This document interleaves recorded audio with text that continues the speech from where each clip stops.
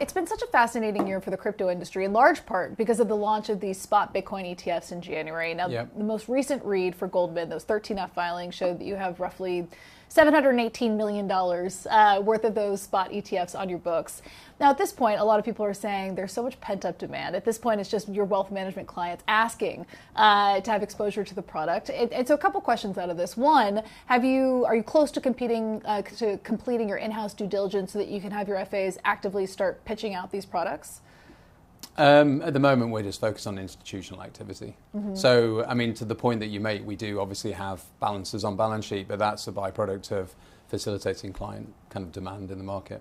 When I talk to institutions, overwhelmingly, the people are enthusiastic and have already baked in a repeal of this niche accounting bulletin, SAB 121, that's made it so difficult for banks to hold Bitcoin and other cryptocurrencies on their balance sheet. They'd have to treat it as a liability. Yeah. Now people have assumed that that's gone. Under this new SEC regime that will, take effect in January. Like Chair Gensler, of course, has already said that he's stepping down.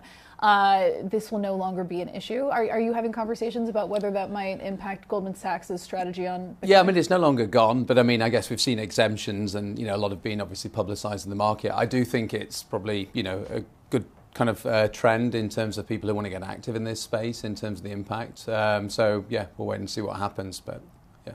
More broadly speaking, I feel like U.S. spot Bitcoin ETFs were stage one. And yes, there are other altcoins that have applications in the pipeline, but it seems overwhelmingly that the focus has shifted toward the derivatives market. You see options now trading on the NYSE and NASDAQ. Talk to me about what your thoughts are about building out a more robust market infrastructure around these more traditional wrappers for these crypto products. And I think it's a really good point because I think, we've talked a little bit about the institutionalization or certainly more institutions kind of coming into the kind of crypto marketplace. And that, I think, really does kind of highlight that. You've seen the ETF, as you say, over 100 billion.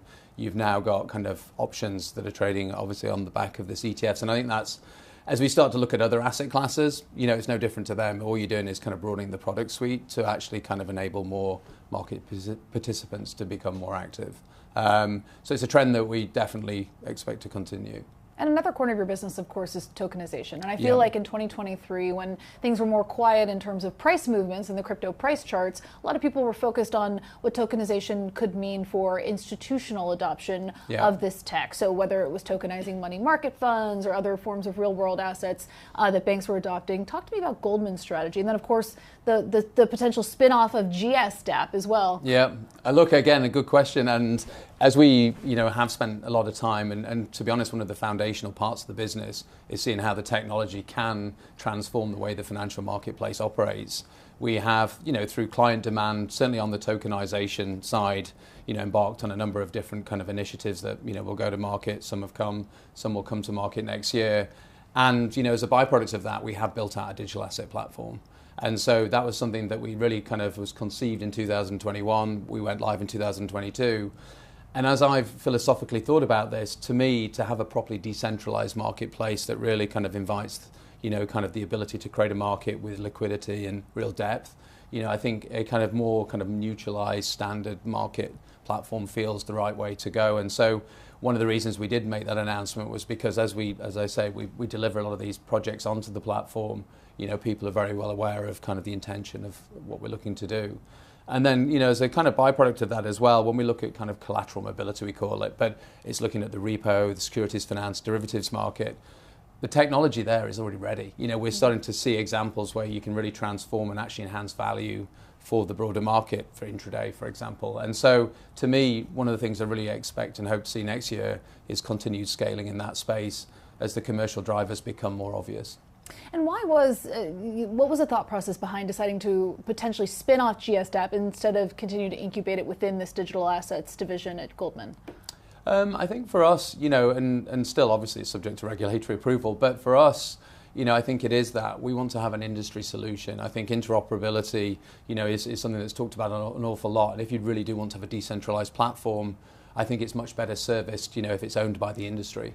And therefore you really can kind of coalesce. And so the ability to work with, strategic partners like Tradeweb, who we announced when we just recently publicized this, really does enhance the value proposition of the platform. So, we are working with a number of others, and we expect that trend to continue.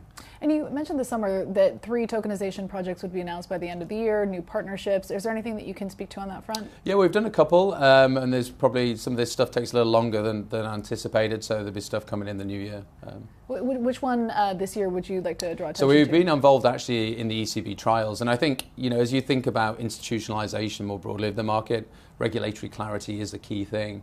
And so having this ability to kind of work with the ECB within their trials, and we did recently execute an issuance for EIB, so the European Investment Bank, and again, just showcasing some of the benefits of the technology. It's settled within a minute. We're also involved in a intraday repo transaction within the ECB trials, again, showcasing how the value proposition for banks like us can, really be kind of commercialized at scale. And so as we look forward, there's other kind of different products that we're looking to tokenize.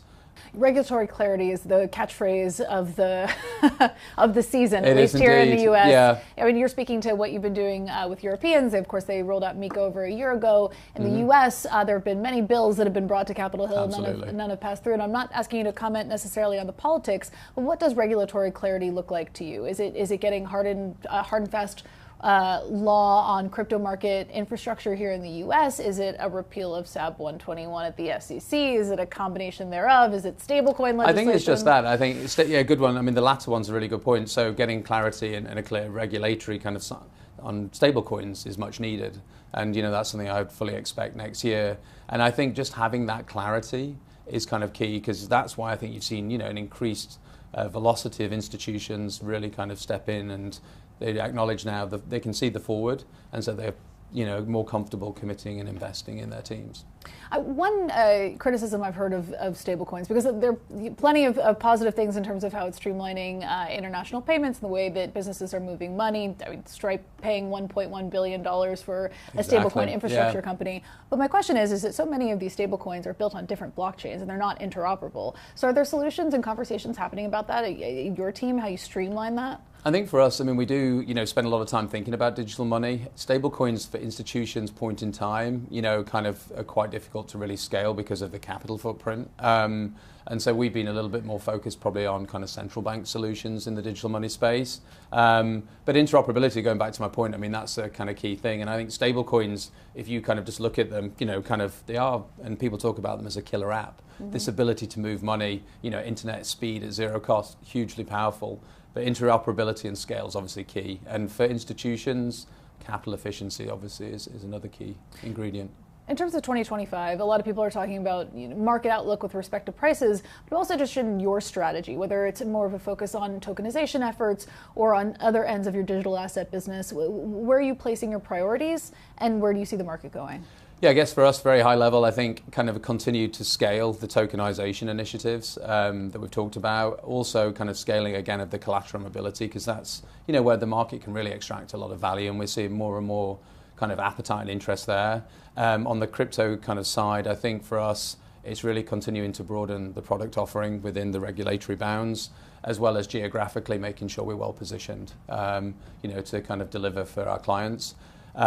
We have seen an increased velocity, kind of across, I guess, the classic kind of banking, kind of M&A, I suppose, financings. And as the market, a lot of these kind of companies now are looking to kind of raise more money, there is more expensive liquidity. So some are looking at IPOs and other forms of financing. So, as we've seen announcements from some companies across the market, so I expect that's something that we'll see as a trend. And then for us, digital money really focused on, solutions that we can scale.